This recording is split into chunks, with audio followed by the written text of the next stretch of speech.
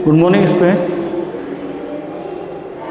आप पढ़ रहे थे चैप्टर 7 राज्य स्तरीय एवं स्थानीय स्वशासन। आपका टॉपिक चल रहा था राज्यपाल की शक्तियाँ और कार्य।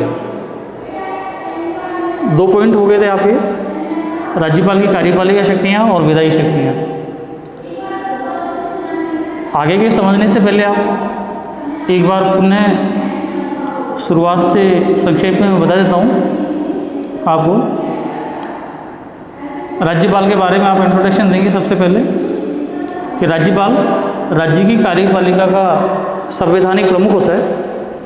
शासन की समस्त शक्तियाँ राज्यपाल में निहित होती हैं, जिनका प्रयोग वह स्वयं या अधीनस्थ पदाधिकारियों के परामर्श के आधार पर करता है।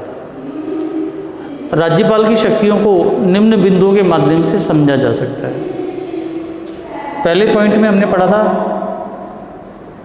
राज्यपाल की कार्यपालिका शक्ति। चूंकि राज्यपाल कार्यपालिका का संवैधानिक प्रमुख होता है, इसलिए कार्यपालिका के क्षेत्र में उसे विभिन्न शक्तियां प्राप्त होती है। जैसे राज्यपाल मुख्यमंत्री की नियुक्ति करता है,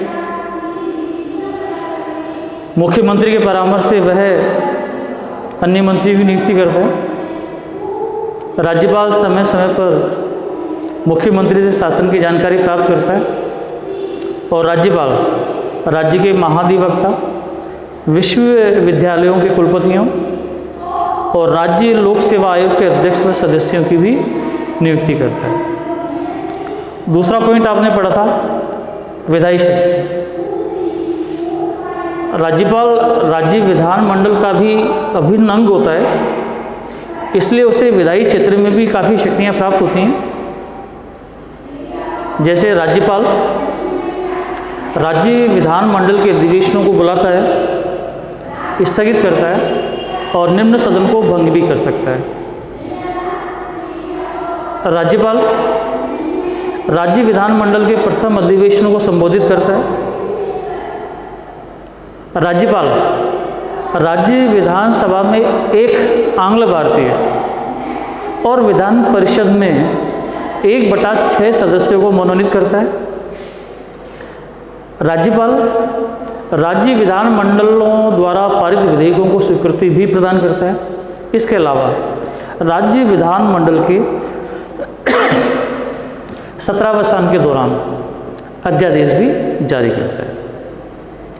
अब आपका जो आगे है पॉइंट, तीसरे नंबर पर जो पॉइंट है वो है वित्तीय शक्तियाँ।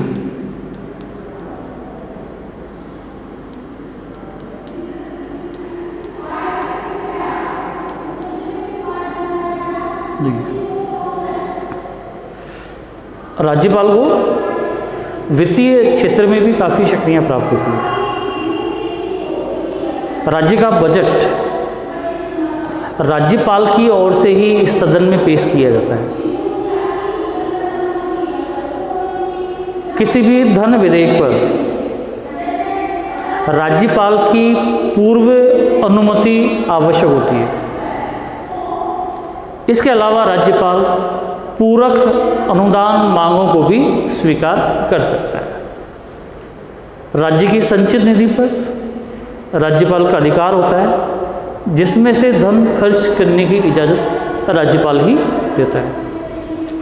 तो यहाँ पर भी इससे पहले वाले बिंदुओं में हमने तुलना राष्ट्रपति के साथ की थी। यहाँ पर भी आप अगर तुलनात्मक रूप से पढ़ें तो यहाँ पर भी लगभग आप वही चीज़ आप पढ़ रहे हैं जो राष्ट्रपति के संदर्भ में पढ़ी थी। राष्ट्रपति जो काम राष्ट्र के संदर्भ में करता है, वही राज्यपाल राज्य के संदर्भ में करता है। वित्तीय शक्तियों में आपने प्रमुखतः 4 बातें पढ़ी। राज्य का बजट राज्यपाल की ओर से ही पेश किया जाता है। राज्यपाल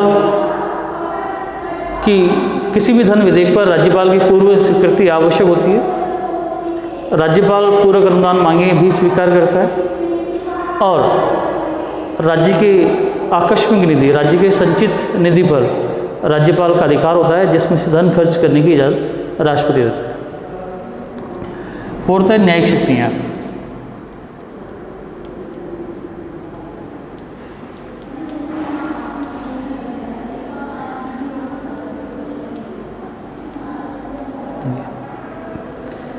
हमारे यहाँ न्यायपालिका की स्वतंत्रता के सिद्धांत को अपनाया गया है, इसलिए न्यायिक क्षेत्र में राज्यपाल को ज़्यादा शक्तियाँ प्राप्त नहीं है।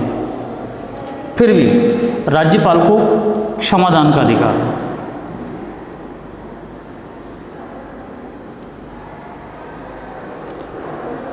राज्य की विधि द्वारा दंडित किसी व्यक्ति की सजा को राज्यपाल कम कर सकता है, स्थगित कर सकता है या पूर्णतः माफ कर सकता है। पांचवा आपका पॉइंट है अन्य शक्तियां।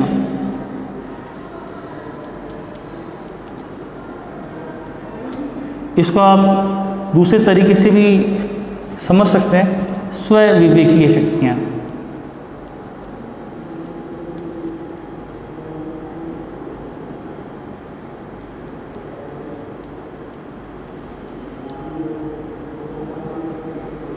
आप ये ध्यान रखिए, स्वविवेकी शक्तियाँ। राज्यपाल को कुछ ऐसी शक्तियाँ प्रदान की गई है जिनका प्रयोग वो अपने विवेक से कर सकता है। राज्यपाल की स्वविवेकीय शक्तियों को दो भागों में बांटा जा सकता है।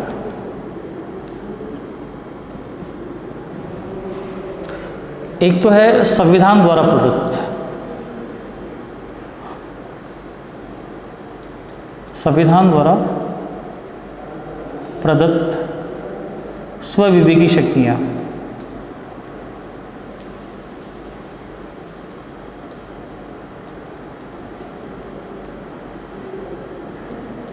और दूसरी है परिस्थितिजन्य।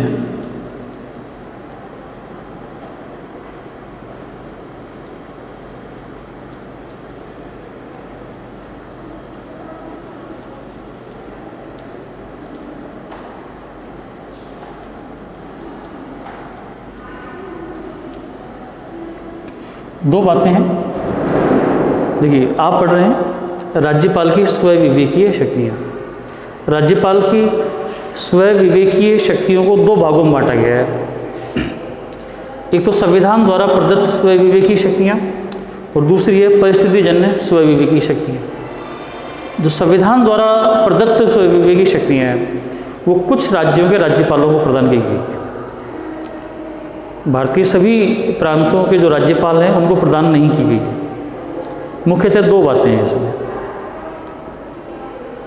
एक तो जैसे बिहार है, उड़ीसा है, मध्य प्रदेश आदि राज्यों के राज्यपालों को ये अधिकार है कि वो जनजातीय या कमज़ोर वर्गों के कल्याण के लिए एक विशेष मंत्री की नियुक्ति कर सकते हैं।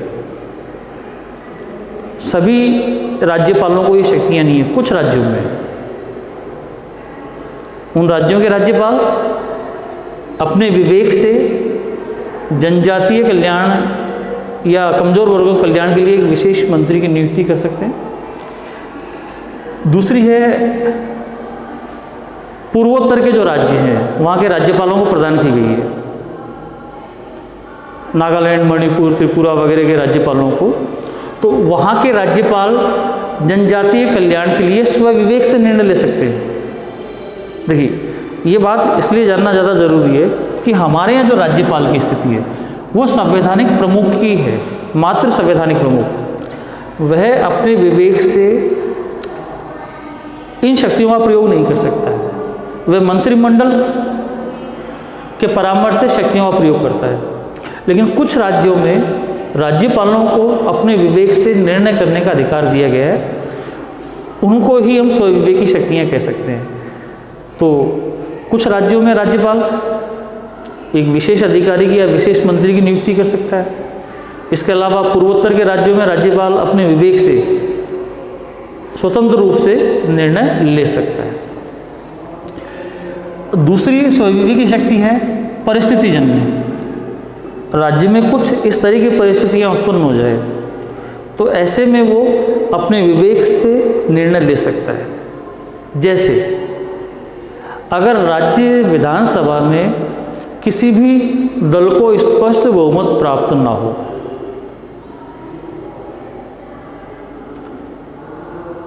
या फिर कुछ दल मिलकर गठबंधन बनाए लेकिन उनका कोई सर्वमान्य नेता नहीं हो, तो ऐसी स्थिति में राज्यपाल अपने विवेक से मुख्यमंत्री की नियुक्ति कर सकता है।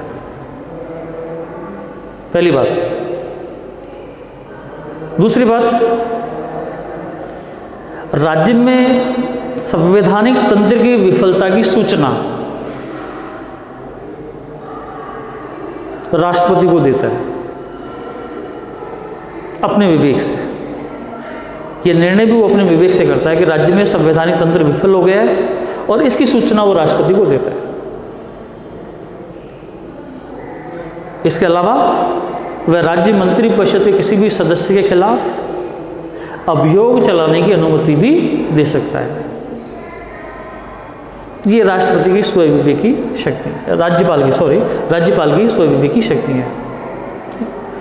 ये आपने अब तक ये पढ़ी राज्यपाल की शक्तियाँ और कार्य। 5 पॉइंट्स के अंतर्गत आपने पढ़ी सारी बातें। कार्यपालिका शक्तियाँ, विधायी शक्तियाँ राज्यपाल की, वित्तीय शक्तियाँ, न्यायिक शक्तियाँ और राज्यपाल की स्वविवेकी शक्तियाँ, जिसमें 2 तरह की चीज़ें आपने पढ़ी। 2 बिंदुओं के अंतर्गत आपने पढ़ा, संविधान द्वारा प्रदत्त स्वविवेकी शक्तियाँ और परिस्थितिजन्य स्वविवेकी शक्तियाँ। ठीक है, धन्यवाद बच्चों।